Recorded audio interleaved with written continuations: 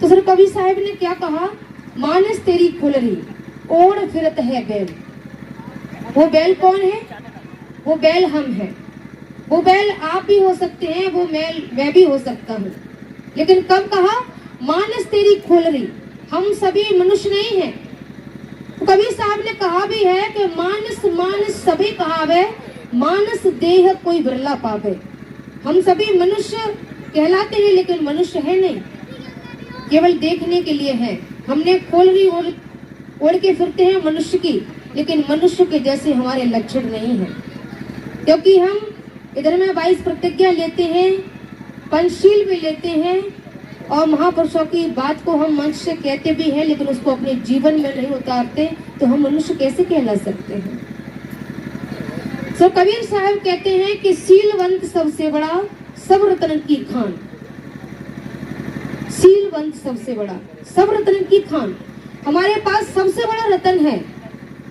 सबसे पहले हमको तथागत गौतम बुद्ध ने दिए 5 शील, उसके पश्चात हमको संत कबीर ने भी दिए, और उसके पश्चात सभी महापुरुषों ने अपने अपने शील हमको दिए।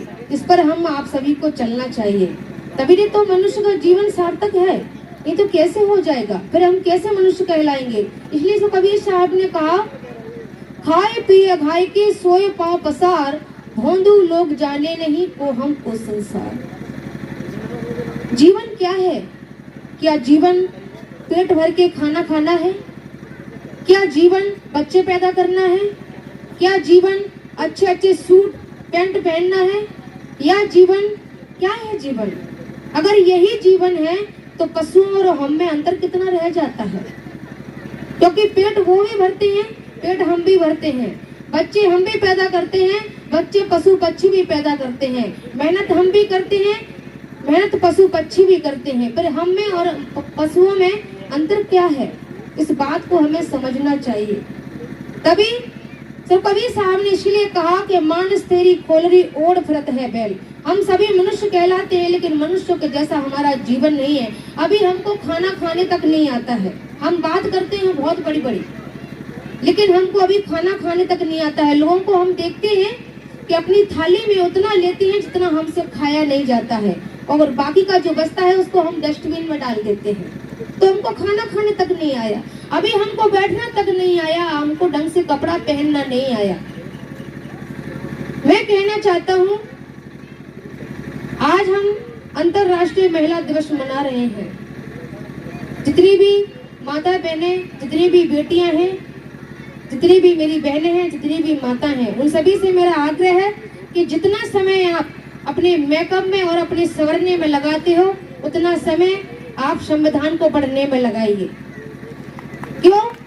क्योंकि सजने और संवरने से केवल हम सामने वाले व्यक्ति को आकर्षित कर सकते हैं, और अगर हमने संविधान में उतना समय दे दिया तो उससे हम अपने सारे हक और अधिकारों को पा सकते हैं।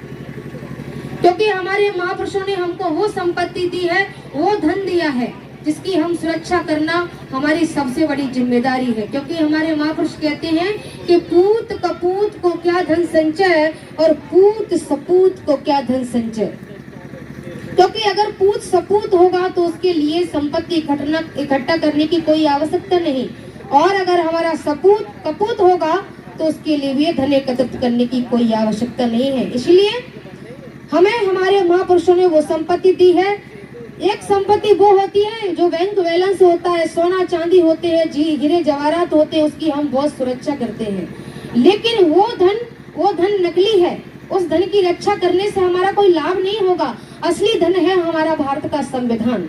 अगर वो चला गया हमारे हाथों से, अगर वो संपत्ति हमारे हाथों से चली गई, तो हमारे हाथों में जो संपत्ति रखने का जो अधिकार हमको मिला हुआ है वो भी हमको नहीं मिलेगा। और दूसरी संपत्ति है हमारा वोट का अधिकार। जिस प्रकार से हम अपनी बहन बेटियों की रक्षा करते हैं, उसी प्रकार से हमें अपने वोट की भी रक्षा करना चाहिए। लेकिन आज हमारे समाज के वो दलाल वो बिक जाते हैं और अपने ईमान को बेच देते हैं। क्योंकि हमारे महापुरुषों ने वो जो बलिदान दिया है, जो अपने जीवन का त्याग किया है, महात्मा ज्योतिराव फुले, संत कबीर, चोखा मेला, संत घासीदास, संत पलटूदास, संत रविदास, जितने भी महापुरुष हैं, इन सभी महापुरुषों ने हम आप सभी के लिए जीवन जिए। जीवन तो सभी जीते हैं, लेकिन जो दूसरों के लिए जीवन जीते हैं वही जीवन होता है। हम भी जीवन जीते हैं और एक जीवन हमारे ये महापुरुष भी जिए, जो हमको आज वो स्थिति देकर के गए कि आज हम राजा की तरह अपने जीवन को जीते हैं। आज हमारे पास वो सब कुछ है, लेकिन उसको इस्तेमाल करना, उसको हम पाना, ये हमारे, और हम दूसरों को दोष देते हैं कि हमारे हक अधिकारों को हमसे छीना जा रहा है। इसलिए जो कबीर साहब ने कहा भी है कि बुरा जो देखन मैं चला, बुरा न मिलिए कोई, जो दिल खोजा आप ना तो मुझसे बुरा न कोई। पहले अपने दिल में झांक करके देखिए, अपने आप में झांक करके देखिए कि हम किस स्थिति में खड़े हुए हैं। यहाँ डॉक्टर बाबा साहब भीमराव अम्बेडकर जी ने कहा कि पहले शिक्षित बनो, फिर संगठित बनो और फिर संघर्ष करो। लेकिन हम यहाँ शिक्षित तो हो रहे हैं, लेकिन हम यहाँ संगठित नहीं, हम यहाँ संगठन बना रहे हैं और संगठन बना बनाकर हम समाज को भी गुमराह कर रहे हैं। इसमें दोष किसका है? अगर हमारे हक और अधिकार हमसे छिन रहे हैं तो इसका कारण क्या है? कोई दूसरा इसका दोषी नहीं है, हम स्वयं इसके दोषी हैं। क्योंकि आप बताइए कि एक बार की बात है कि एक गधे में और कुत्ते में रेस हो गई एक बार, तो उस रेस में कौन जीतेगा? कुत्ता जीतेगा या गधा जीतेगा? कौन जीतेगा उस रेस में?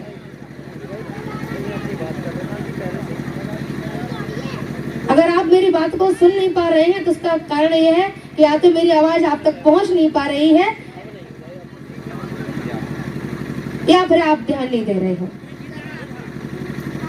मैंने आपसे पूछा कि एक बार रेस हुई कुत्ते और गधे के बीच में, तो उसमें कौन जीतेगा? गधा जीतेगा या कुत्ता जीतेगा?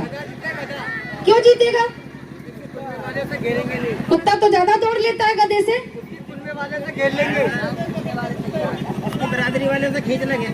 उसके बरादरी वाले उसको खींच लेंगे टांग पकड़ के। तो ये ही समाज की हमारी हालत है।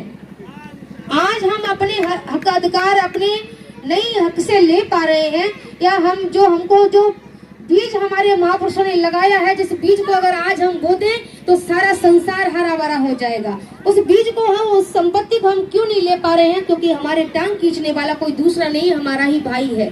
तो हम दूसरों को क्यों देते हैं? पहले अपने ही घर को संभालिए, बाहर ना जाइए। इसलिए संत कबीर कहते हैं कि जाको सदगुर ना मिला, व्याकुल दम तिसधाए, आंख न सूझे बाबरा, घर जरे घूरे को बुझाए।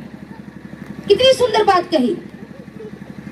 जाको सतगुरु ना मिला, जिसको सत्य का दर्शन नहीं हुआ, जिसने सत्य की पहचान नहीं की, जिसने सही और गलत को पहचाना नहीं, जाको सतगुरु ना मिला, व्याकुल दम तिसधाए। वो व्याकुलों की तरह कभी इस संगठन में जाता है, कभी वहां जाता है, कभी यहाँ जाता है, कभी इस पर विश्वास करता है, कभी उस पर विश्वास करता है। व्याकुल दम तिसधाए, आंख न सूझे बाबरा कि क्या सही है क्या गलत है, कौन सही कह रहा है कौन गलत कह रहा है। हम व्याकुलों की तरह इधर उधर घूम रहे हैं और घर जल रहा है हमारा, हमारे घर में आग लगी हुई है और हम पानी कहाँ डाल रहे हैं? हम दूसरों पर पानी डाल रहे हैं। जबकि आग हमारे घर में लगी हुई है तो पानी भी हमें अपने ही घर में डालना है। पहले हमें अपने कौम को जगाना है, अपने कौम को सुधारना है, तब कहीं जाकर के हमें दूसरे लोगों को दोष देना है। लेकिन हम यहाँ क्या करते हैं? हम केवल दूसरों पर उंगलियां करते हैं। ये बात ठीक नहीं है। इसलिए अगर हमें वास्तविक अपने जीवन में वो प्रकाश की रोशनी को जलाना है तो पहले अपने जीवन में हमारे महापुरुषों की जो विचारधारा है उसे श्रवण करना पड़ेगा और उस पर चिंतन करना पड़ेगा और उस पर मनन करना पड़ेगा। उसके पश्चात ही हमारे जीवन में इस प्रकाश की हम अपेक्षा करते हैं, जिस आजादी की हम अपेक्षा करते हैं, जिस स्वतंत्रता की हम अपेक्षा करते हैं, वो स्वतंत्रता, वो आजादी, वो समानता हमको तभी मिल पाएगी जब हम बाहर पानी न डाल करके अपनी आग को बुझाएंगे तब।